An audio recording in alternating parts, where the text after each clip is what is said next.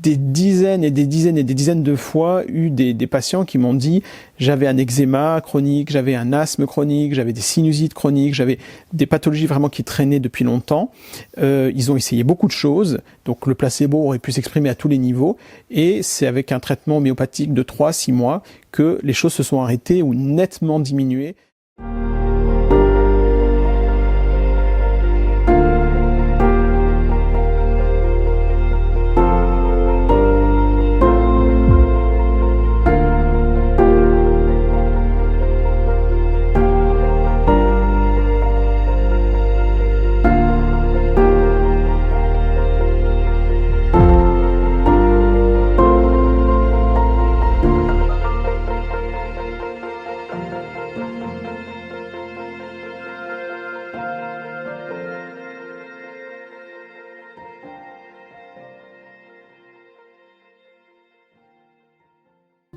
Bonjour Dr Franck Paita et merci de nous accueillir encore une fois chez vous. Pourriez-vous nous définir l'homéopathie ? Alors oui, donc c'est un domaine assez large, mais donc on va essayer d'être assez synthétique.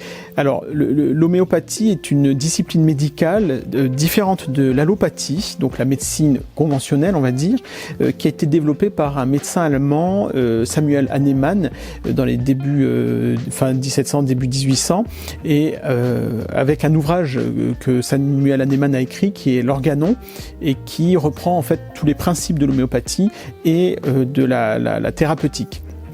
Alors, on va dire, il y a des grandes différences avec l'allopathie et je vais essayer de les définir un peu rapidement. On va dire, il y a 3 grands points qui définissent l'homéopathie. Le premier point, c'est justement du terme homéopathie. Homéo, c'est pour dire qu'il y a quelque chose qui est dans le semblable, en fait, dans la même nature. C'est qu'on va essayer de traiter une pathologie avec un produit de même nature. Et Hahnemann, en fait, il a commencé à ouvrir cette notion en étudiant le quinquina, où il voyait que s'il prenait des grosses doses de quinquina, il avait des symptômes du palu. Et en fait, il retrouvait les mêmes symptômes qu'on pouvait retrouver dans le paludisme. Et en fait, il est rentré dans la dynamique de se dire je traite en fait un mal avec un produit qui, si je le prends à grande dose, va me donner le même mal. Et l'idée, c'est si je le prends à petite dose, je vais pouvoir traiter le mal, en fait, c'est ce côté similaire, quoi. Et donc, il arrivait avec ce premier principe qui va être les semblables guérissent les semblables. Et donc, un autre exemple, vous allez comprendre ça mieux. Si par exemple, j'ai une piqûre d'abeille, une piqûre d'abeille va me donner de l'urticaire. En fait, une forme, en tout cas, de réaction qui peut se rapprocher de l'urticaire. Eh bien, dans toutes les pathologies proches de l'urticaire, on va prendre du venin d'abeille qu'on va diluer à forte dose et donner ça au patient et qui va lutter en fait contre cette urticaire. Donc voilà. Et donc le venin d'abeille, vous avez plusieurs l'ont déjà entendu, c'est l'Apis mellifica et qu'on retrouve effectivement en homéopathie.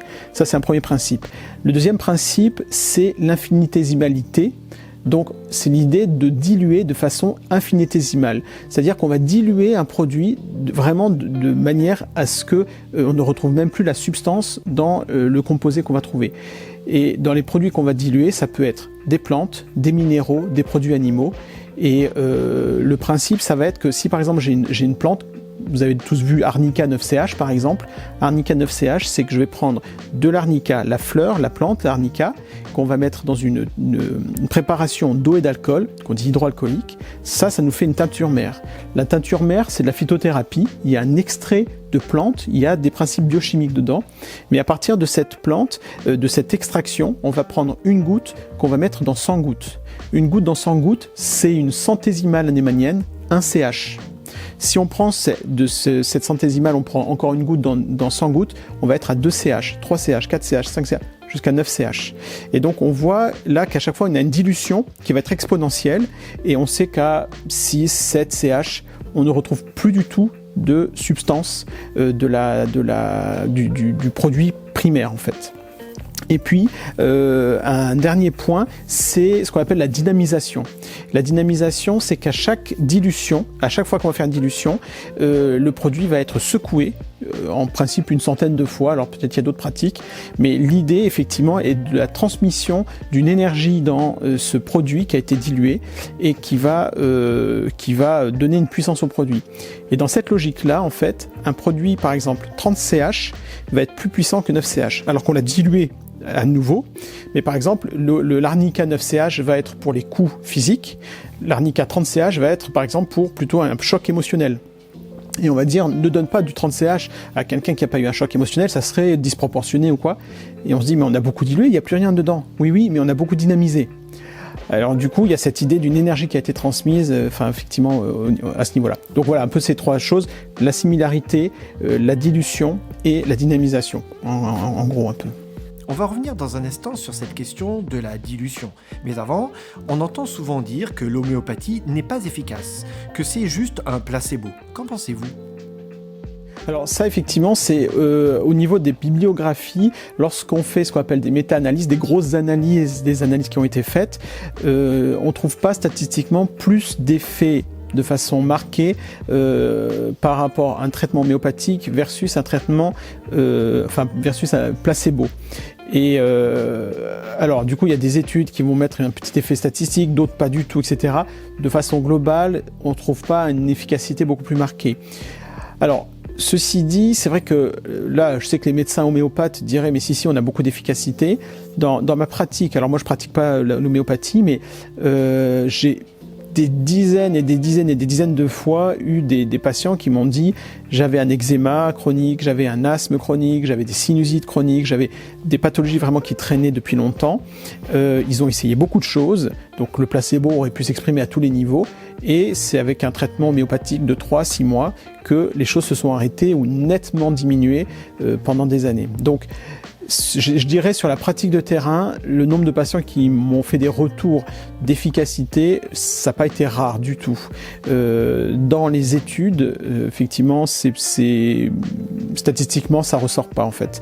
Mais c'est vrai que dans l'approche homéopathique, on fait, en théorie, il doit y avoir une approche qui est vraiment de terrain, très très individuelle. Donc c'est compliqué de standardiser où tout le monde va avoir les mêmes traitements, alors que dans l'idée, chacun est un être individuel avec des traitements qui doivent être un peu à la carte. Voilà, ça peut être aussi des explications que les homéopathes pourraient fournir, quoi. Revenons sur cette question de la dilution. Quand il n'y a plus de substance, qu'elle est entièrement diluée, comment le traitement peut-il agir ? Alors ça c'est la grande question effectivement, mais on pourrait dire que c'est quelque chose qui pourrait gêner les homéopathes. C'est en fait quelque chose qui ne les gêne pas du tout. Certains vont dire on ne sait pas comment ça agit, mais pourtant on a des résultats. Alors plusieurs en fait évoquent le côté informationnel, quantique. Il y a eu aussi tout ce débat autour de la mémoire de l'eau. Alors ça c'était un scientifique en fait qui s'appelait Benveniste qui à un moment a commencé à annoncer, à dire j'ai démontré en fait une capacité, en fait j'ai pu prouver que même dans une dilution, l'eau garde en mémoire des éléments du princeps, en fait, des éléments de la substance première, et qui même dilués vont garder des traces et vont pouvoir informer le corps de la substance qui était présente pour travailler. Et en fait, ça a été publié dans le journal Nature, qui est un journal prestigieux, mais il y a eu une pression, enfin il y a eu tout un débat autour de ça, je ne vais pas rentrer dans les détails, mais du coup il y a eu tout un débat qui a été plus politique, philosophique que scientifique après par la suite. D'autres équipes ont tenté de reproduire ça et ils n'ont pas réussi à le remettre en œuvre. Donc à l'heure actuelle, si ça doit fonctionner, on sait pas bien de quelle façon ça fonctionne en fait. Vous l'évoquiez tout à l'heure, vous ne pratiquez pas cette médecine, mais en revanche, beaucoup de médecins la pratiquent. Existe-t-il un aspect non compatible avec la foi chrétienne ? Alors sur ça, tous mes confrères seront peut-être pas d'accord, enfin en tout cas confrères chrétiens j'entends. Pour ma part, je pratique pas effectivement, je suis pas à l'aise avec cette approche. Plus par rapport à tout le développement de la philosophie avec Hahnemann, sa conception de l'homme et la philosophie du traitement qui est derrière. Hahnemann a une vision tripartite de l'homme avec le corps en fait et puis donc un côté esprit, en fait un côté psychologique et un côté énergie vitale. Et rapidement en fait dans son idée, c'est que s'il y a une maladie, la maladie vient d'abord d'un déséquilibre de l'énergie vitale, une énergie qui précède la matière, comme une énergie qui est au-delà de la matière. Et c'est d'abord ce déséquilibre de l'énergie qui fait que l'organe va exprimer une pathologie. Et dans son idée, c'est de dire comment je peux rééquilibrer cette énergie avec un médicament matériel. Pour rééquilibrer cette énergie, il faut un support, il faut une énergie, une information énergétique pour équilibrer cette énergie avec un support. Donc par exemple, quand vous avez la petite granule, la granule n'est qu'un support, mais ça va être l'information qui va être donnée dedans de la plante ou de l'indication qui va être donnée, qui va venir au niveau du déséquilibre énergétique, rééquilibrer cette énergie pour qu'ensuite le corps s'exprime dans l'élimination de la pathologie. Et en fait, dans toujours cette approche énergétique, etc., avec ces choses-là, moi je suis pas en phase. En fait, je suis pas à l'aise avec ça. Donc du coup, j'ai fait le choix de pas pratiquer. Bon, c'est sujet à discussion et puis j'ai ouvert au débat, mais voilà, c'est ça ma pratique actuellement. Merci beaucoup pour cette très grosse synthèse sur ce sujet qui est, comme vous l'avez évoqué, très vaste. Merci, au revoir.